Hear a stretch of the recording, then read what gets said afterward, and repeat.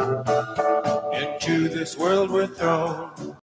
And good evening, everyone. And welcome to the October 13th. I'm sorry, October 13th. October, I was somewhat right. Third edition. I'm already on vacation. I'm mentally on vacation here. I do fly out on a big bird on Saturday. Oh, I thought it was Sunday. So yeah, Saturday. Saturday to Spain. So looking forward to that. Been there. I loved it. Yes, you've been telling me. Yeah, it was a lot of fun. It seems to be a real destination for English tourists. Has that been a favorite spot? I think Spain and Portugal.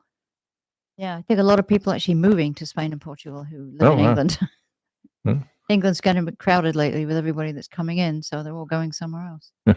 Yeah, and the weather's better. Well, yes, the weather is better. Oh, we have like a new device here. Oh, okay, I'm figuring it out. We have a new device to display the camera. So I got to learn that. Let's see. Do we have Terry? No, I got nothing on here. So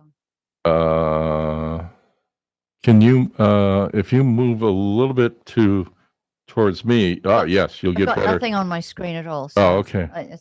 It's black. Yeah, that gives a better cam. Let me check out all the camera angles here. I think it's just Jill and I that have camera angles. Our continuing evolving technology here at 98.3 FM. Oh no, there's Randy. We should have Randy on camera. We do have Randy on camera, okay. and he looks great. Trust me. To those that know Randy, he looks wonderful on YouTube video. You really do. How are you? I'm doing fantastic. So I'm back once again for to try and help you wrap up this program. I can't believe it's been 10 years. I can't believe it either. Wow. Seems like 20. Does it? Just, wow. I don't know. Let me Terry Cox, of course, is here. Jill Hughes, of course, is here. As is our normal custom here on the Cert Presents show. We want to thank everybody at Fremont Township for what they've done over these last 10 years to keep us on air, 98.3 FM, the life of Lake County, broadcasting on low-powered FM from Round Lake Beach, Illinois. Everybody at Citizens Court Council, Lake County Emergency Management, Lake County Department of Public Health, Fremont Township. So I got to thank yous all the way. I think the audience knows that one of our favorite people, one of the people we wanted to talk to here as we run down our last shows one more time, Randy James, who is the correct billing now, leadership of Cert Association of Illinois. Is that the best billing? Vice President. Vice President. Right. Okay. And Terry Cox, what's your best billing now? I'm here. He's here. He's okay. Again, who for 10 years have been our senior advisor consultant, and Jill Hughes, who, if you didn't see her photo on Facebook after her dental visit yesterday, you have to. Have another one tomorrow. It's absolutely marvelous. It's a dental week. It's a dental week this week. Yes. So smile, and they'll get a little indication. I do like my dentist because he used to be a neighbor of ours. So we've known him for a long, long time. So it's nice to go back and see him. Although he is a dentist, but it is nice if you know them and as friends. So it's nice. Absolutely. So, but again, folks, we will be ramping up 10 years on the Cert Show on December the 18th with our last Thursday night broadcast. With a special guest. Yes, a special guest. I think we have to keep it a secret, though. A secret. Okay. I will. Okay. Yeah. I don't think we want to. We hope there's several special guests. Yeah. Though. A secret guest who has never been on before on the show. But one is committed, and I'm very happy to hear that. That'll be the Thursday before Christmas, and we hope to be here the first 3 Thursdays of December, and then again at least on the 13th. And I think next Thursday, Jill and Gray are going to be doing a special Halloween show. So tune in. There will be costumes involved. And what is Mr. Cox going to be this Halloween? Don't know. I'm going to be Mr. Cox. There you go. There you go. All right. Well, we'll run down before we get out of here. We do have a list of the times and dates for some of the towns for trick-or-treating. So we'll try to run down some of that, because I guess some of it may even be this weekend. We have this Sunday. Yeah. And while Halloween is strategically located this year on a Friday, which is great because kids can get home from school and go out and then eat their candy all day Saturday and Sunday. Yeah, and Sunday. Some of the towns start early, and I think that's been a great thing over the years. That the towns organize at dates at times, and some of our CERT teams. I know Mundelein in the past have been out there to help with safety and getting people around in the dark. I don't know if they're doing it this year, or Randy, have you heard of other teams that may be involved in it? Yeah, the only plug I'll put in is for South Lake County Regional CERT, who down in Lake Zurich, there's a called the Great Pumpkin Fest or something like that, and it's a commercial event that's done at Palace Park off of Route 12, but it's a gigantic festival of carved pumpkins that have been commercially carved. So they're just individual pieces of artwork, honestly, and draws thousands and thousands of people. So South Lake's down there helping with traffic management. Nice. I think they have one of those in Highwood too. So they're just amazing. Yeah. Just amazing. I have total respect for anybody that's got those kind of skills. Well, and one of the things over my career with CERT, which I hope to extend beyond our retirement of the radio show, but at least to be an active CERT volunteer, if no longer in leadership, thankfully, it has been the growth of the teams working together. And Terry Cox, there's a huge amount of credit to you with your work with Citizens Court Council of Lake County, in getting all the teams together with other volunteer groups to help respond in an emergency. And we said it before and said it again, and we'll say it again, and we'll say it again before we depart, is that come March of 2020, when there was a need for volunteers ready to go, trained, and get people on the streets to help with testing or vaccinations, CERT was there, Lake County Citizens Court Council was there, and we provided the backbone for those efforts here in Lake County. And I don't mean to step on anyone else's toes. So many people performed marvelously during that period of time, but thank you for what you did, Terry, and on that. And then also, extremely encouraging over the years is what Randy's done, and a few other people, especially locally. We've had great commitment from Lake County with Randy and Tanya, and I guess you got some other people actively involved from Lake County in establishing the CERT Association, which is really impacting volunteer responder organizations throughout the state. So well done. Yeah, we're pretty proud of that. And, that sort of was really a spontaneous effort to a large extent. Dan Martin from New Lenox.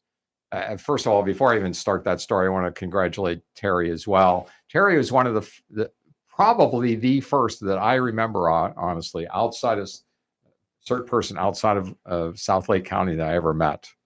And it was sort of in a benevolent kind of way and assisting, and he was leading, some of the efforts and whatever. And I was asked to join in and just help out and whatever. So I recognize Terry's accomplishments well, I've been a CERT member for 16 years. So he's been in it longer than I have. And so He's been just doing stuff for a long time. What a major commitment and contribution to the area. So congrats on that as well. So anyhow, Thank you. I've been, so anyhow, I had been one part of the leadership of South Lake County CERT, and again, sort of this networking opportunity to meet other CERT teams and Right.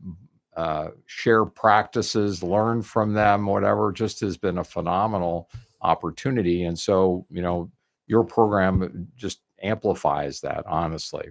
And so I knew Dan Martin from New Lenox from, I think, my search and rescue days. And one day I got a call from Dan and said, like, hey, I'm thinking about putting together sort of like a statewide association. Would you like to be part of that? And so I'm like, sure, of course I would be. And so I've been involved in that from the very beginning, working with Dan. I personally wrote the first drafts of the bylaws and those kind of tasks in a support role. And so now the association has about 600 members. We do monthly meetings, and beyond that, we also, this past weekend, as an example, we conduct the state's CERT Train the Trainer program on behalf of IEMA. And so we were here in Mundelein, actually, at the fire station, conducting that training for 12 new graduates as well, so that they can be qualified instructors, so that they can take the CERT message out, take the CERT basic training, and successfully deliver it to their new students as well. So How did that go? you know what? It's one of the most gratifying things ever, Jill, is that, and why I love being an instructor, is you sort of take stock of your students at the beginning of a class, and then 48 hours later, they're changed people, right? They're new skills, new experiences, new enthusiasm, and they're taking the message and rolling with it out in the communities as well, and they're supercharged, to have the opportunity to do that. So it's very, very gratifying. Yeah, And then you meet and then you just meet people all the time that who've been your students or you've helped along the way, and it's just great to be part of this big community. Well, watching their confidence level grow also. Oh yeah, from 0 to 60. Right. I mean, they're scared. So what the course is about is not really teach them so much about the curriculum, because they've all been through CERT training themselves and whatever, but it's to teach them how to teach adults. Right. And we teach about things like different learning preferences that people have. Because people learn at different levels and different ways. Exactly. Some are visual learners, an example. Exactly. Some learn by listening. Right. Some learn by what's called kinetic. They're hands-on. Right. You have to, I can teach people how to start a generator through a PowerPoint presentation and describe it to them, but until they've been hands-on with the buttons and switches and rope pull and things like that, it just, so most people actually learn by all of those different methods. And so that's really a way of reinforcing something. You see it, you touch it, you hear about it as well. So again, sort of, there's a lot of aha moments, and you can see sort of their consciousness open up a little bit, because they've learned something that before they may have been focused on teaching. Everybody has their own personal bias and style, and so without being consciously aware that you need to teach multiple methods, you're going to probably teach in your own style to your students, which may or may not be appropriate for them. So I know when I did several first aid CPR courses that we did at the fire station, and they did a great job, because there was some visual aids to help with that, but then you can't do too much of that because you start kind of switching off a little bit. And then you get up and you do some hands-on. Then you go back to the slides, and then you go back to another patient. So they kept you interested. Yeah, and exactly. It's it breaks it up a little bit, It whatever, does. but it does reinforce. It's consciously there to reinforce the instruction as well. So it's a lot of fun, and again, so I get invited to help local CERT teams if they need an instructor or they're looking for a course or whatever, and so again, it just as you wander around the CERT landscape, you run into your friends all over the place, and that's All connected. Yeah. I just love that part. One of the great things, and again, because Terry brought everybody together with Citizens Corps, and then joint training, and there we had, and what Lake County Emergency Management did, and working with the teams. Everybody on the area teams got to know each other, and other than trying to get ahead of Terry in the food line whenever there was food, I never really met anyone from CERT I didn't like. I had to edge out Terry sometimes, because he may eat a little bit extra, but truly, I never ran across anyone bad, in whether it was with Fremont, Mundelein, South Lake County. You go down the line, and really enjoyed the interaction whenever we were together doing things. And I think I could speak for Jill on that. She can certainly say it. Yeah. No, I think everyone's there for the same goal. Yeah. We're all learning together, and I think it's been a really good group of people. I'd like to just sort of chime in on that a little bit too, as well as that, we sort of, because of Terry's leadership and others, we sort of took that for granted, that we had that opportunity to network and expand our horizons in terms of ideas and resources that we had. But just this past weekend, teaching the class, I had mentioned about sort of the Lake County, leadership group from CERT getting together and sharing ideas and resources. And they're like, how do we do that? So it struck me that it's not quite as common as I thought. Sort of they felt like they were more and many of them felt like they were sort of more insular. Right. And so I said, well, you just got to make it happen. Go out and make some contacts and go schedule, Right. to have coffee with somebody or whatever, and begin to start building those relationships, and over time, as you become friends or whatever, you'll start to collaborate. It goes beyond the group, really, because Yeah. I've got friends from CERT who are friends, not just because they're in CERT. Yeah. So they're lifelong friends. Yeah. So and that's, I think, part of our mission too, is just we want to accelerate that philosophy, perhaps, of working beyond your local organization. And there's just so much value there. The communities need that support, just like the mutual aid and police and fire.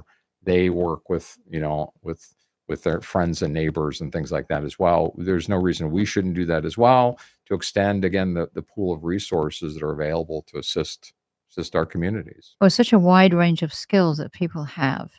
And some people think they can't add anything to the group because they can't move very well, or they might be good planners or good at organizing things, and they might not have to be so hands-on, so physical, but there's still things for them to do in the group. And I think that's important to know as well. Yeah, a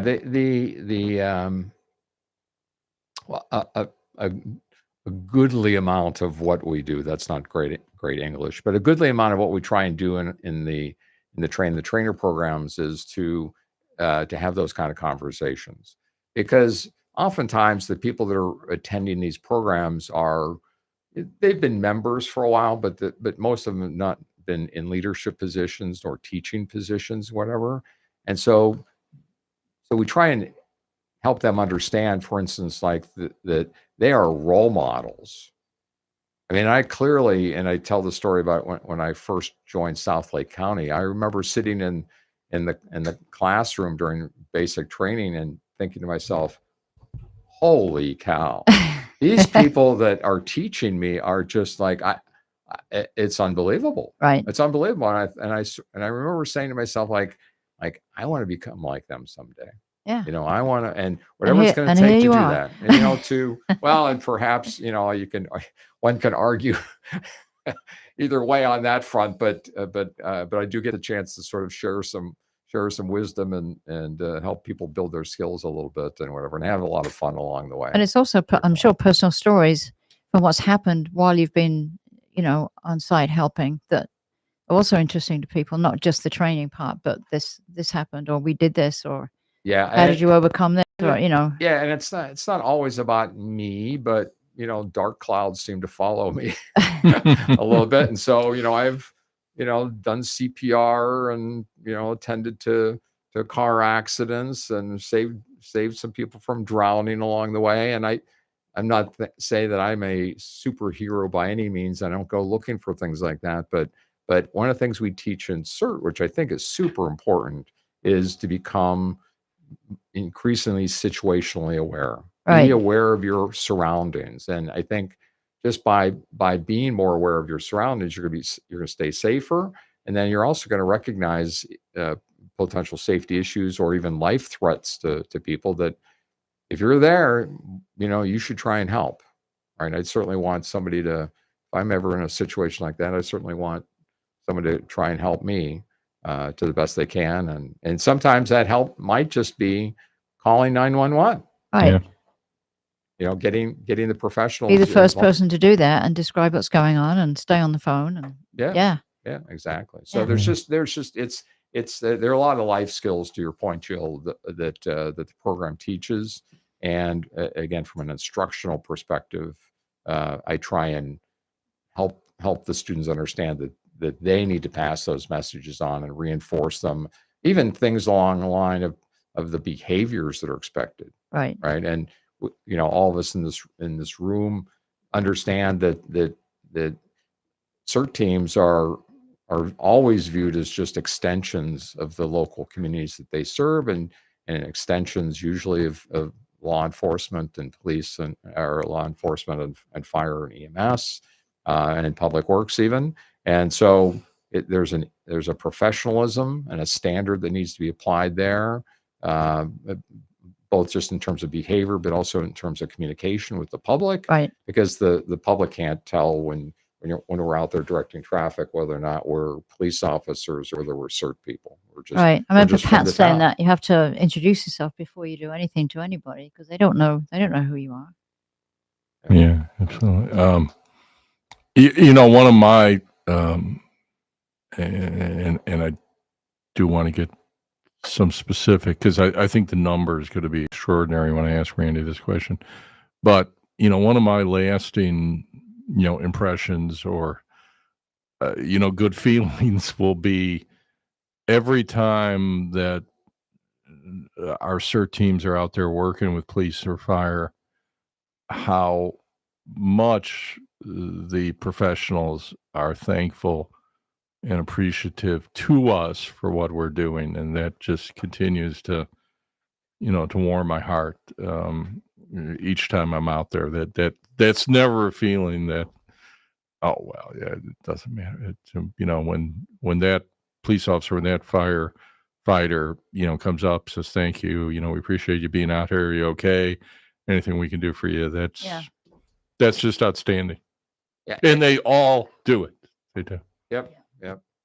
And when is you step away from things a little bit. So for instance, I'm becoming far more of an instructor than going to the call outs and directing traffic. I still do that a little bit. And I've got at the Halloween fuss for the Boy Scouts down in Des Plaines this weekend. I'll be doing that. But as you get older, I'm sort of more of the vein of passing along my experience and quote unquote wisdom a little bit, right, than done in the past. But all of that being said, is that when you experience that, to your point, Lou, when you experience that, they are so appreciative.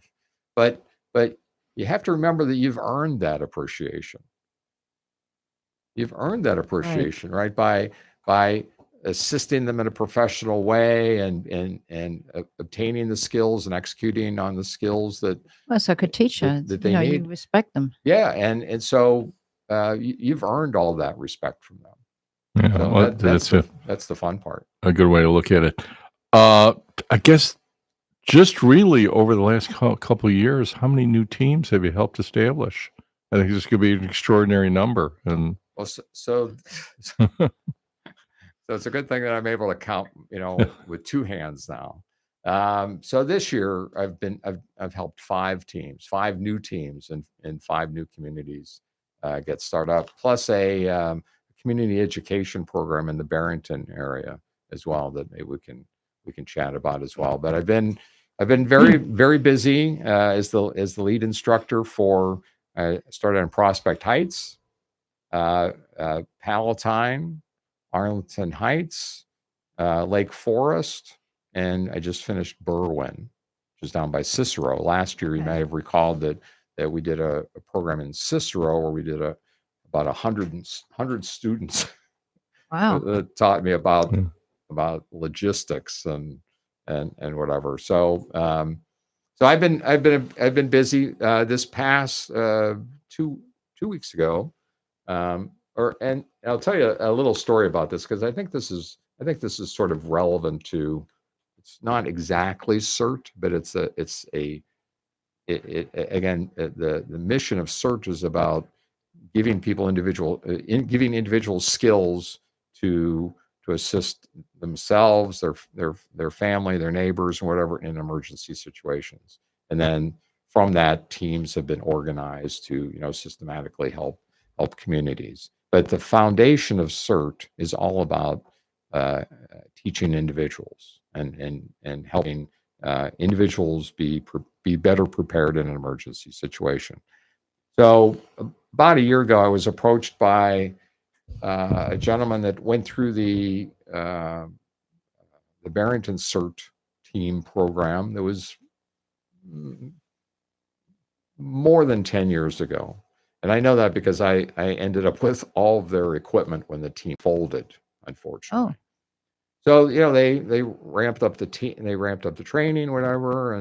And so, but here's one of the critical things about teams, CERT teams especially, is that you need critical mass of members because we're all volunteers. Right. And so volunteers are not readily always available. So in the example of Barrington, they trained people up. They had an emergency call out. Nobody was available. They're like, okay, well, it's certainly disappointing to the people that Right. started whatever. But they're like, well, and then they got called out again. They had one person that showed up, which again can happen if you've only got a team of 12 people and 10%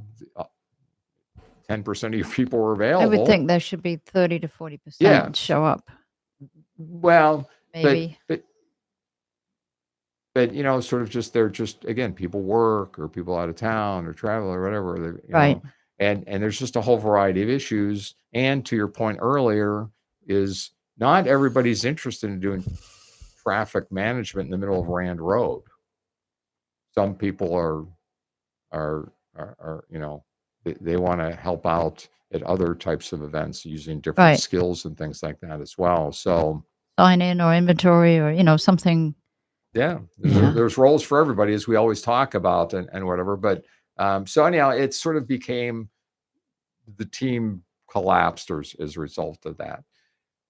South Lake County ended up getting all their equipment and whatever. So I found out from the chief, both the police chief and fire chief, directly about what had happened and whatever. And again, not uncommon that smaller teams just don't have the critical mass during a situation to be called out that they can effectively respond. So that's why I've always been an advocate of either teams merging or being team sponsored at a larger jurisdiction. So like at a township level, like you guys Right. are, Fremont Township covers a wider area. You could, you have more volunteers, but you also have more opportunities for those volunteers to get engaged, and those volunteers need to be engaged in order to stay active with the Focus, team. yeah. Right. They joined CERT because they wanted to see some action usually. Exactly. I know. and there's That's true. And not always a lot of action, but I don't want to speak unkindly. That you hit upon a critical point, though. Your jurisdiction, for instance, year after year. I mean, yeah, I'm not bad mouthing Long Grove by any means, but okay, you're out there for Apple Fest, and as a CERT volunteer, you don't want to just be out there for Apple Fest for 10 years in a row. Yeah, there's, trees down, power lines down, storms came through. That's what a little bit you signed up for, more than being out at the bike rodeo that somebody else may have. So I don't badmouth Apple Fest, which is a great event, and it's always you fun to love go. that, by the way. Yes, I do. Yeah. I do love that. Well, but Hold on, I do have to do one thing. I have to play radio host for a second. Sure. You're listening to the Sirs Present Show on 98.3 FM, The Life of Lake County, broadcasting worldwide on Radio Garden, WRLR.FM, 98.3 FM, over the air here in the Lake County area. And we are here tonight with our special guest, one of the people we really want to talk to before we hang it up, Randy James, Vice President. He's got many titles, but he would like tonight to put out Vice President of the CERT Association of Illinois. Jill Hughes, our contributing editor, and the chief himself, Terry Cox. Back to Randy. I was just going to add on Lewis, is that you're absolutely right. Is that the one of the key reasons why people like to get involved in the program is to see the action, the traffic accidents and things like that as well, unfortunately, that occur. However, a little bit of marketing, and you come up with the like, hey, let's set up a first aid tent, or let's work a first aid tent at the Long Grove festivals, because it'll help hone our skills in non-emergency situations. Right. And again, we can be first responders there. I've done CPR on a woman there. Right. We were first responders there, and we've done all sorts of medical things where we would never have had an opportunity to do some of those things. Right. So it's not necessarily practice, so to speak, but it's, again, just building your experience base by having some of those things as well. But you're right. Some teams are not. Some teams are not engaged in traffic management, as an example, which I think is just a huge opportunity for most CERT teams. But you need specialized training, and again, you need to earn the respect of and confidence in people. So Lake County does that exceptionally well, and so for me the benchmark there is when they get called out, they're given assignments or whatever, and usually the police leave. They just turn over the scene. Well, they've got more important stuff to do. Yeah, and I think that's a great model. But again, sort of the public views you as police officers in those cases, and the professionalism and the image and branding that you present, while you're doing that to the public, yelling at the public drivers as they're going by is not good. I remember doing the training at IDOT. The flagger training, and then I was with my husband. We were driving through Haynesville, and there was a van in front of us, a truck, and they lost several 4x8 sheets of plywood that went all over the road, right across the road, and no one could get by. It was just down to one lane. So I put my vest on, and I got by, and I stopped one lane and the other. So it was just really, it was just the thing to do, and it wasn't difficult. But it stopped these people, and these people went through, and because I had a vest, I wasn't yelling at anybody. It's like, okay, you go, now you can go. And everything was cleared up and it was good to go. Right. But it's nice to have those skills at, in times like this, not an emergency, Right. but it just Right. helped with traffic flow. Right. Yeah. Absolutely. Hey, Tara, you, we all know you were there at the beginning. Yes, they say. Of time. Of time, yes. The book of Genesis, Terry. It was 1904, I think. Yes, wasn't it? Yeah. was in it. But, when you were first getting the CERT teams into Citizens Court Counsel, was there an idea that they would be able to, interact with each other and really get to learn to work with each other on a professional basis? Interesting, if you give some perspective on that. Well, when I first started in 1950, there wasn't even a Red Cross. Oh, wow. And so we put that together first. And then we put together, come up with MESS, which was the food service. Right. And because we were out there at the food service, we were able to perform traffic control and et cetera also. But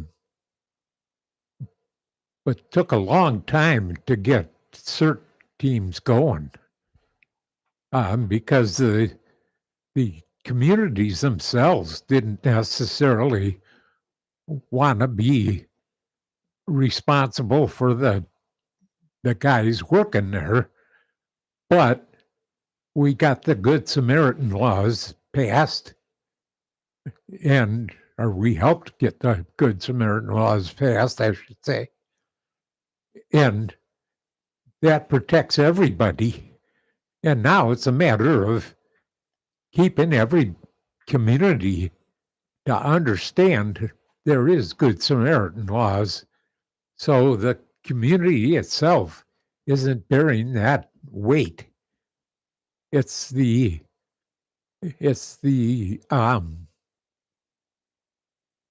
entire group that's the training all makes it possible. We started out with to do no harm, and now there's many acronyms that work with the CERT teams and etc. So, all right. One of the things you really pointed out to me on several occasions is that the unity of our training and the singularity of it across the country, even outside the borders of the U.S., substantially increases the pool of volunteers so that, Jill or I can wind up in Florida after a hurricane and step right in. And maybe it'll be a theme for whatever show I'm doing in 6 months from now. And I don't want to get into the political discussion, but yeah, I do worry that if we don't have some type of national umbrella organization to standardize training, that we would lose some of that ability. So I think you're right on. I think that the, again, not to get political in any way, but sort of I think we've lost our way a little bit in terms of becoming far more reliant on others, Right. than on ourselves. And historically, I think that as people grew up on farms and rural areas, where like that was just you, Right. and one of the themes that Terry taught us and we use repeatedly is you're the help until help arrives. Even in this day, right? Is that even with all of the resources that we're blessed to have in a Lake County or Cook County or the Northern Illinois area, is that they're still minutes away, and in a disaster situation, minutes matter, and people can can die from lack of attention just in minutes. Right. And so having a cadre of people that just as individuals who are interested in learning those kind of skills I think there used to be those skills were sort of taught through the scouting organizations, in way back in our day and things like that. And in fact, you see the remnants of, while the scouting organizations are still around, you see a lot of people that are involved in CERT, both, what used to be Girl Scouts and Boy Scouts. Now it's the Scouts USA, but they learned early on in their lives to serve others, to serve their communities, and were equipped with the skills to do so, and developed a passion for doing that. And then you go fast forward, and again, sort of, I ask people, in new classes, how many people have been scouting. A whole bunch of hands go up and whatever. So some of those efforts from decades ago or whatever, and still ongoing, I think, are still impactful. But again, sort of just so many people were just like, wow, I don't know what to do. Nobody ever taught me what to do. Any of this, so. One of the things, and I've had this discussion with people again, and I think it affects a number of problems that we may say we have in America today. I'm almost 70. Don't say that too loud. But I was not subject to the draft. And just a couple of years before me, everyone else, I missed it by a year as well. Yeah. Wound up, basically going into the military. And if you did that, if you had to go into the military, which you probably didn't like back in the day, but you built up, you learned how to handle some emergencies. Right. It was the nature of it. And, there was some teaching. How do I respond on my own? How do I survive on my own? And also, I think it built up, a unity of purpose for everybody, which I think really affects us nowadays. But I've always thought that maybe I'm crazy. I don't know. Well, I always felt like the more that you know, the more that you're quote unquote you're worth, and that doesn't mean that in a financial way. It just means the more things that you can do, it makes your life more interesting. But again, the spirit of being altruistic, doing it because I just want to do it because I think it's the right thing to do. Many of us were brought up that way. And so today it's that spirit of doing things because it's the right thing to do isn't, today it's the right thing to do because I can make some money at it. Well, or not do it because I might, to Terry's point about the Good Samaritan laws, like I might get sued. Right. And so that or I think even worse, it bothers my going out to dinner tonight. I'm not going to do it. One of our call outs was, in my mind, it was on the summer solstice and, a line of thunderstorms came through and, it was clearing up, but, of course it left power lines and trees down, and we got the call, to get out to location, power lines down, trees down. And my wife and my daughter, we were scheduled to go to a restaurant that we liked or something, and I just had to say, it's not about my choice. This is what I signed up for, right. And go and enjoy dinner. I'll see you guys later. Bring me something home. Well, you didn't. But you wouldn't feel right if you were sitting having dinner, knowing there was something going on. You had to be there. Yeah, right. That's not why you sign up. So, and I just don't see that concept a lot in people now. I'm sorry, maybe I'm wrong. If callers, if people want to email in or post on Facebook that Lou, you're out of your mind. I get told that in court every day. Right. You're completely off base, but yeah, but they mean it. Yes. But that's one of the regrettable things that I don't see. Yeah, but it's not all doom and gloom. so this program that this gentleman from the Barrington, former Barrington CERT thing approached me. He was from the Barrington Rotary Club, and so there are all these other organizations out there of people that are serving the community, Right.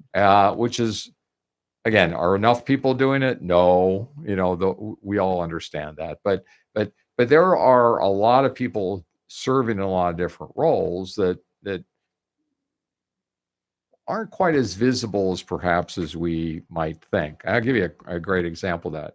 When we did our program in Cicero last year, they didn't really tell us much about sort of the audience that they had in mind. So like, well, these are, they're people that we want to train up. We're like, okay. We learned a little bit later that they were from an organization called the Parent Patrol. They had 350 parents in the Cicero area who were volunteering at their schools to make them safer. They were doing crosswalk duties and just, hall monitoring and just, Wow. and all those kind of things, just to be present and be extra eyes and ears and things like that. And so the idea sort of surfaced of why not upskill them, right? Let's add more skills to them. Let's give them some first aid skills idea. and things like that as well.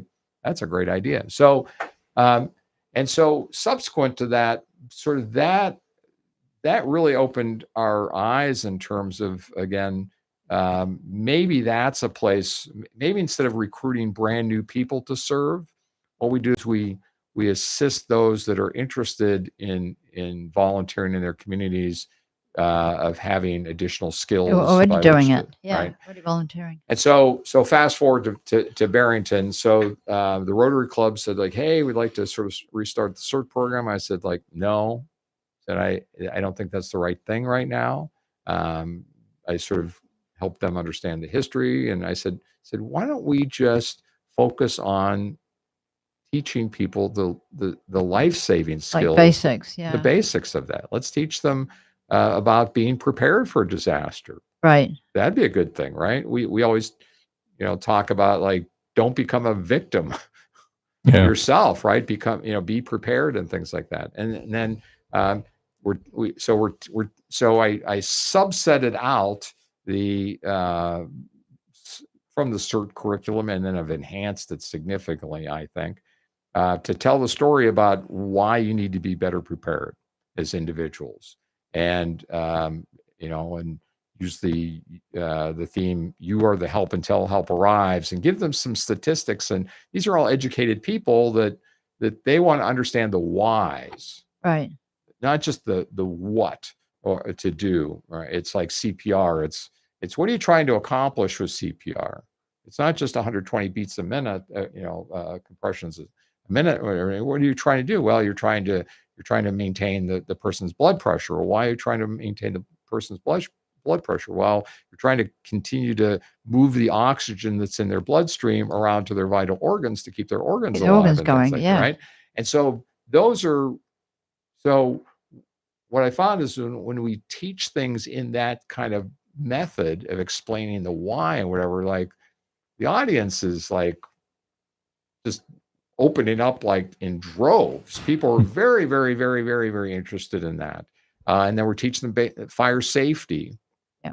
Goes way beyond sort of what we teach in CERT, and talks about prevention. The best fire is one that never occurs. Never occurs, right? and there's not a lot of that material in the basic CERT curriculum. It's all about, sort of reacting in disaster situations where you got fire. Well, that's one of the things with Terry here over the years, we've been able to, point out, hey, these are some real fire safety tips, because we don't want to have firefighters respond. That's part of what we're doing, that you learn basic fire safety so that you either handle it at home. Fire. Yeah, there is no fire. Right. Yes, absolutely. Like, just, keeping the flaming grill in the oven instead of, trying to pull it out. Stuff like that. So anyhow, quickly, the Rotary clubs, so we decided, like, why don't we put together a pilot program and see if we could just, it's not 8 hour, 8 3-hour classes like the basic cert curriculum is and whatever. It's let's just keep it maybe. And I learned this by doing the Lake Forest cert program is they wanted to do shorter programs. They wanted to cover all the same material and do more classes to compensate for it, but they didn't want to be in class 3 hours. They just wanted to be in class for 2 hours. And I thought, their demographics are similar to the Barrington area. Let's try 2-hour classes. Let's do disaster preparedness. Let's do another module on fire and utility safety, teach them about some of that stuff. And then let's do the final module on basically what we've called disaster medical, which is life-saving skills, right? Treating for airway blockage and bleeding and shock and so on and so forth at a really, again, basic level to understand those kind of things as well. And again, repackage it in a way that it was consumer friendly. It didn't talk about forming a team and those kind of things from a cert perspective, but just, and so it was just a home run. I mean, it was way better than I ever expected to be. So we wrote a grant application to the Barrington Area Community Foundation to fund this. And you say, well, really, what funding is involved? Well, the Rotary Club wanted to sort of, after every class, provide something to the attendees. And so I coached them and said, like, well, hardly anybody has a weather radio. And it doesn't make any difference whether you can afford it or not. Just a lot of people just don't have those kind of things. So after class 1 emergency preparedness, we give them checklists for, items to prepare and things like that. And then we give them a weather radio. Yeah. So class 2 is all of us in this room and listening understand.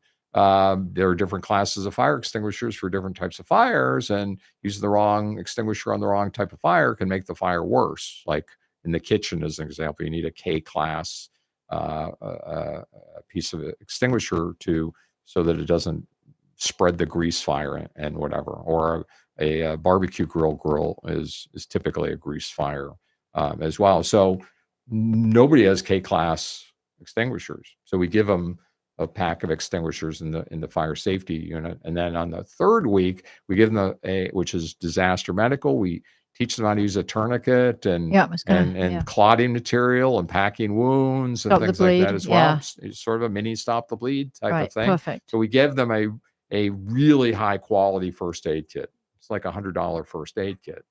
So it's got all that stuff in it versus, a $8 first aid kit from Walmart, right? Type of thing, right? And I tell you, the reaction is just off the charts. People, even between the classes, like, hey, can we bring my friends over right now? Or like, not right now. We just wanted to pilot it, prove it out, and prove out the material and the concept and all those kind of things, and get some logistics down, whatever. But anyhow, we're going to go from 25 people that we did to 300 people in the next year or so. And they will talk to their friends about it, and they may want to do it, and then you're going to get even more interest. Yeah, exactly. Amazing. Randy, I guess whatever becomes the new show, new format, we will remember your number. But thank you for all you've done for CERT. One thing, if you are interested in the state association, especially some of those monthly seminars that they hold online, how can people do that? So go to certillinois.com. And that'll take you to our website. That'll show you the things that are scheduled. We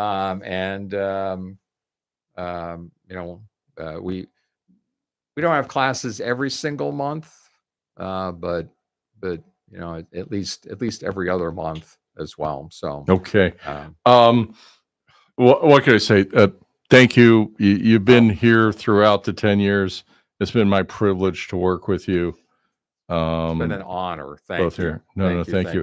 Hey, we promised, I got the list up here before we get out, some trick-or-treat locations. This Sunday, Beach Park, 2 to 5, Gurnee, 2 to 5, downtown Wakanda, always a big one, 1 to 5, North Chicago, 3 to 5, Park City, 2 to 5, Round Lake area where we're at now. 1 to 5, I think. Yes, 1 to 5. Yeah. Port Barrington, 1 to 4, and Wadsworth 2 to 5. Waukegan will be big, 2 to 5, and Zion, which Terry knows well, 2 to 5. And then next Thursday, when Gray and Jill here, they'll tell everybody what's happening on the 31st. What's your costume, Terry? He's wearing it. I didn't say that all, did I?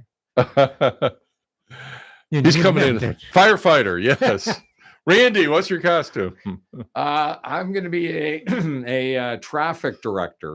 Okay. The yellow vest. with a yellow vest. That's cheating. It's cheating. Yeah. Jill. I'm going to be a black cat. Oh, okay. I like that. Because I'm feeding probably 7 cats right now. Oh. So, yeah. Is Gray let out what her costume will be? I can't remember what she said, but she said, "Can we dress up?" And I said, absolutely. I didn't think it would be a problem. So, well, I said, yeah, we should do that. Listen in and tune in. Hey, next 2 nights, I'm still getting tomatoes and zucchini and cucumbers.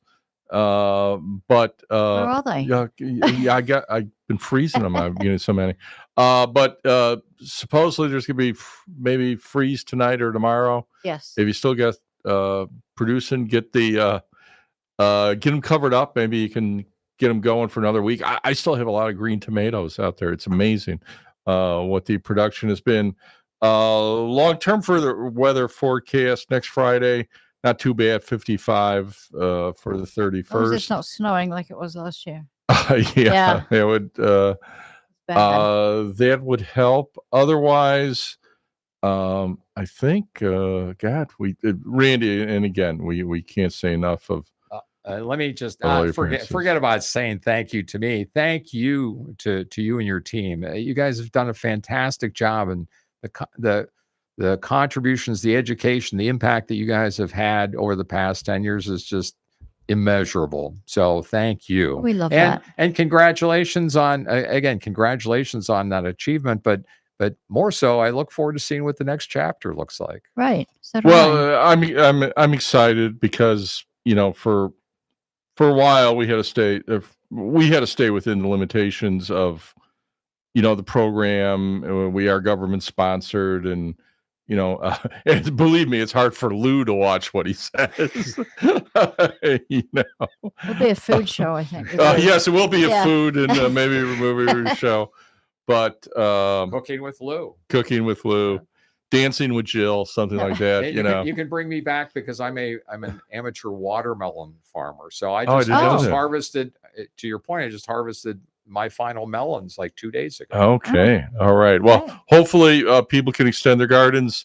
Jill, we'll see you next week. I will see you in 3 weeks. Have fun, everybody. Happy Halloween. Yep. Where's our music there? I'm not getting my music here on it. Well, good night and good luck. You won't hear our regular music. Good night, everybody.